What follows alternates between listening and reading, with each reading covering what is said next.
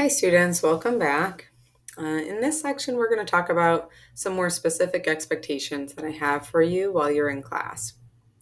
So, probably the most important component to your success in chemistry will be being present in class. There are a lot of things that we do in chemistry that are difficult to make up, that are difficult to understand if you weren't there for the explanation or the activity. I have found that it is very difficult to learn if you don't attend class. So, my first expectation is that you show up on time to class and that you use your class time well. So, that means you need to stay in class most of the time. I do understand that sometimes you might need a pass, but it shouldn't be more than about one time each week, and it shouldn't be more than 10 minutes unless you're having an emergency.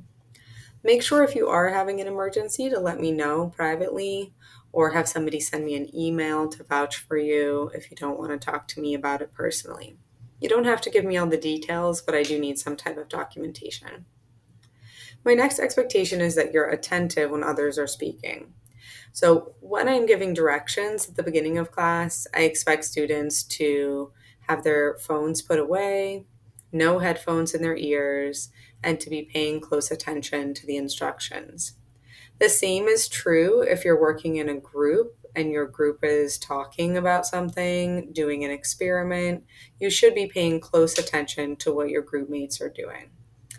That also goes for times that we're taking assessments. So if you're taking a quiz or some type of assessment for me, a progress check, I will tell you that devices need to be put away, and I mean it. If you don't put your phone away, if I see you asking a friend for help or checking your phone for an answer, you will not get credit for that assessment.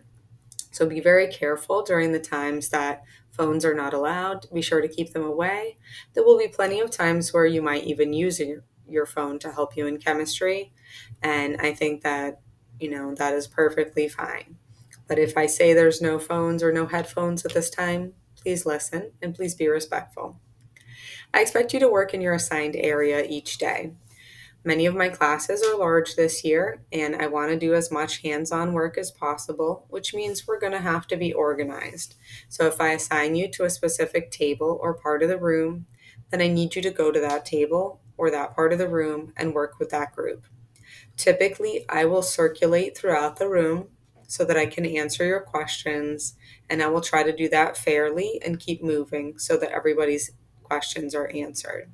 You should definitely try to help each other while you're waiting for me. If you're having an emergency and you cannot wait, then you can just come up to me and talk to me directly. But that's really the only time you should be walking away from your group. I also expect you to be responsible for contributing to our class. So if you're in a group, it's important that you contribute to that group. If you have questions or you're confused, it's important that you ask for help. I don't expect anyone to be putting their head down or spending the whole class period without getting any work done at all. I definitely don't expect anybody to be doing work and then other people getting credit for that work. If you're getting credit for work, it should be work that you have contributed to individually, and you can take responsibility for. Finally, if I notice that you're not meeting these expectations, for example, if I notice that your phone is a distraction, if I notice that your headphones are always in your ears during the directions, if I notice that you're not contributing to group work, that you're taking passes almost every day to leave the class, that you're showing up late, that you're leaving early, that you're not responsible for your area, get the idea. If I notice any of those things, first I will always address it with you personally. I may just have a quick conversation with you, or I may send you a message on Remind or give you a post it note, but I will give you some type of communication.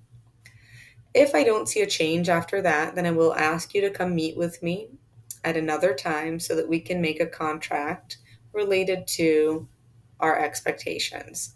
This is also a good time that you can tell me if there's something that's keeping you from meeting that expectation where we can really take our time to solve the problem together. If we cannot solve the problem, just the two of us, and I notice that it continues, I will contact home for support.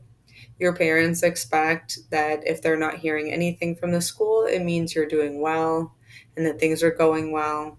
And so I think that I have a responsibility to bring them in to the conversation if things are not going well. So just keep that in mind.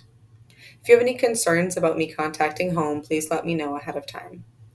And finally, if after contacting home, I still don't see you meeting expectations in my class, then I will invite your parent to come in and we can have a team meeting with some of your other teachers, an administrator, a guidance counselor, anybody that's on your support system at the high school or outside of school. I hope that makes sense. Let me know if you have any questions.